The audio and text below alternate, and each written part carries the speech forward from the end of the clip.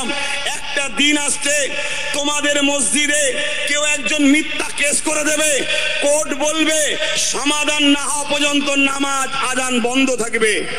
বলেছিলাম না বলিনি? আজকে সেই দিন আমরা দেখতে পাচ্ছি। কি দেখছি? সাম্বাল মসজিদে তদন্তর নামে একদল ভিড়কে নিয়ে যে চারটে তাজা প্রাণকে খুন করা হলো, পুলিশের গুলিতে তাদের জীবন চলে গেছে। এটাই সমাজ মাধ্যমের মাধ্যম দিয়ে যাওয়া যাচ্ছে। আজকে সেই সাম্বাল মসজিদে তালা মারা হয়েছে, আজান বন্ধ আছে, নামাজ বন্ধ আছে।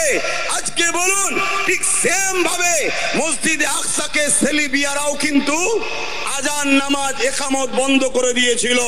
কিন্তু একটা 9 বছরের বাচ্চা, নাম তার সালাউদ্দিন আইবি, 9 বছর বয়সে বাজারে যখন গেল মসজিদের মেহরাব কিনতে, আমি আজ মোদি বাবুকে জানাচ্ছি সোশ্যাল মিডিয়ার মাধ্যমে, আপনি এ খেলা বন্ধ করুন, না হয় কিন্তু ভয়ানক পরিস্থিতি হবে, ভয়ানক পরিস্থিতি হবে। ইতিহাস শুনে রাখেন, আমার ঘরের 9 বছরের বাচ্চার ইমানের কথা শোনেন। হযরতে সালাউদ্দিন আইবি তখন 9 বছর বয়স ছিল, দোকানে গেছে মসজিদের মেহরাব কিনতে। একটা সুন্দর মেহরাব পছন্দ হয়েছে, ওই মেহরাবটাকে নিতে চাইলো। দোকানদার বলল, বাবু এটা বিক্রি নাই, এটা গিফটের জন্য।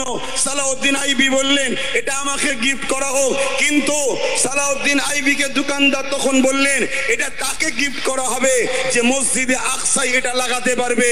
তখন মসজিদে আকসা সেলিবিয়াদের দখলে রয়েছে, সেলিবিয়াদের হাতে আছে। পৃথিবীর তৎকালীন সময় শক্তিশালী তারা, আজ যেমন রাশিয়া বলুন, আমেরিকা বলুন, চীন বলুন, এরা বলে আমরা দাদা, তখন সেলিবিয়ারা ছিল পৃথিবীর দাদা। হযরতে 9 বছরের সালাউদ্দিন আইবি বলেছিল, ইনশাআল্লাহ এটাকে যত্ন করে রাখেন, আমি সালাউদ্দিন এই মেহরাবকে নিয়ে গিয়ে আল্লাহ ঘর মসজিদে আকসাতে আমি লাগাবো। কথা বুঝে আসছে? আজ সেই ইমানি ধারালি আমিও বলে যাচ্ছি, আপনারা যদি আমার সাথ দেন, আপনারা যদি আমার সাথ দেন, দিবার মতো যদি দেন, ইনশাআল্লাহ সমস্ত কিছু আমরা ফিরে পাবো।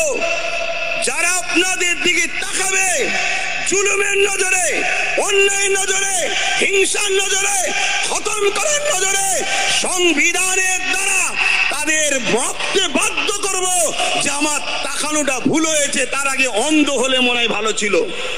তো ভাইরা আমার, সালাউদ্দিন আইবি হুজুর তিনি বড় হলেন, 12,000 সৈন্য, মন দিয়ে শুনবেন, 12,000 সৈন্য নিয়ে সালাউদ্দিন আইবি মসজিদ আকসাকে উদ্ধারের জন্য রওনা দিলেন। ওদিকে সেলিবিয়ারা 4 লক্ষ অস্ত্রধারী সৈন্য নিয়ে মসজিদ আকসাকে ঘিরে রেখেছে। কিন্তু 12,000 সৈন্য নিয়ে সালাউদ্দিন আইবি বক্তব্য শুরু করলো, আমার সৈন্যরা, শুনলাম 4 লক্ষ সেলিবিয়া সৈন্য রয়েছে, অস্ত্রধারী সৈন্য, তোমরা বলো এই লড়াইয়ে তোমরা যাবে না পিছিয়ে যাবে? 12,000 কোথায় 4 লাখ, 12,000, 4 লাখ, 12,000। সালাউদ্দিন আইবি সৈন্য দাঁড়িয়ে গিয়ে বলল, আমাদের সিপাহসালার সালাউদ্দিন আইবি, আমরা পৃথিবীর অন্য কারো সৈন্য নয়, আমরা সালাউদ্দিন আইবি সৈন্য।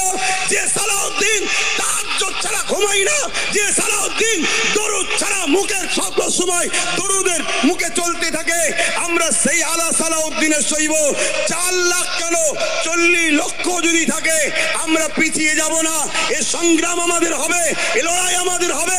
বন্ধু আমার শুনে রেখে দেন, ওই 12,000-এর মোকাবেলায় 4 লক্ষ শুধু হারেনে জবানা জব্দ হয়ে গেছে। আজও বলে যাচ্ছি কেন্দ্র সরকারকে, আপনি রাজনীতি করছেন, রাষ্ট্রের বিকাশ করুন, মুসলিম, দলিত, আদিবাসী, সাঁওতাল, বাগদি সবার নিরাপত্তা দিন। আজকে আপনারা জানেন 2019 থেকে 2021-এর মধ্যে আমার ভারতবর্ষের 10 লক্ষর উপরে মেয়ে গায়েব হয়ে গেছে, গায়েব। শুনছেন তো নাকি? 10 লক্ষর উপরে মেয়ে নিখোঁজ, তার মধ্যে গুজরাটে সব থেকে বেশি।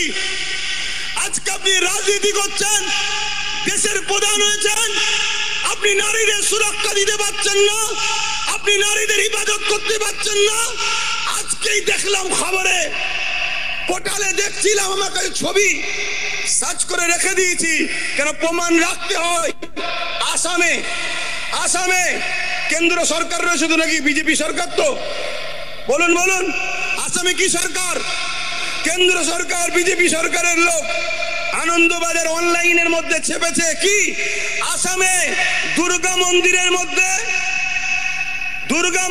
মধ্যে গণধর্ষণ করেছে একজন কিশোরীকে, সেই কিশোরী নিখোঁজ।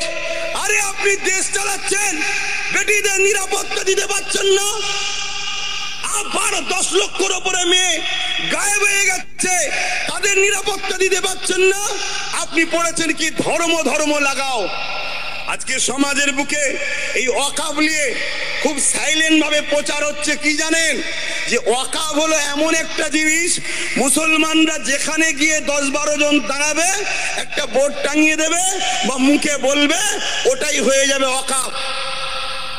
বলুন, এই খবরটা যদি আমার অমুসলিম ভাইদের কাছে পৌঁছায়, তারা আমাদেরকে ভুল বুঝবে না? এই বিভাজন কেন্দ্র সরকার করছে, আমাদের মধ্যে অশান্তি দাঙ্গা লাগিয়ে আমার দেশটাকে শেষ করার ষড়যন্ত্র চালাচ্ছে। তাই দূরে কাছে সোশ্যাল মিডিয়ায় আমার হিন্দু মা বাবা ভাই বোনদেরকে বলবো, আমরা ভারতীয়, আমরা ভাই আমরা সবাই মিলে এদেশের ব্রিটিশকে তাড়িয়েছি। ততদিন পর্যন্ত তাড়ানো যায়নি যতদিন ব্রিটিশ আমাদের মধ্যে বিভাজন লাগিয়ে রেখেছিল। সেই পথেই কেন্দ্র সরকার হাঁটছে, হিন্দু মুসলমানের মধ্যে বিভাজন লাগাচ্ছে। কিন্তু আমি আমার হিন্দু মা বাবা ভাই বোনদেরকে বলবো, আপনারা খেয়াল করে দেখুন, সমাজে প্রচার করছে হিন্দু খাতরে মে হ্যায়, হিন্দু বিপদে আছে, হিন্দুদের নিরাপত্তাই নয়। কিন্তু আপনি খেয়াল করে দেখুন, এদেশে স্বাধীনতার পর থেকে এত সরকার এসেছে, হিন্দু কখনো খাতরাই পড়েনি। 2014 থেকে বিজেপি আসার পরেই হিন্দু খাতরাই পড়েছে। খাতরাই পড়েছে, রেলকে বিক্রি করে দিল। হকার কারা করে? যারা অমুসলিম ভাইরা 100-র মধ্যে 95 তারা হকারের কাজ করে। LIC-তে কাজ করে কারা? 100-র মধ্যে 100% অমুসলিম ভাইরা। এমন করে LIC-কে বিক্রি করে দিয়েছে, এয়ারপোর্টকে বিক্রি করে দিচ্ছে, কারেন্টকে বিক্রি করে দিয়েছে।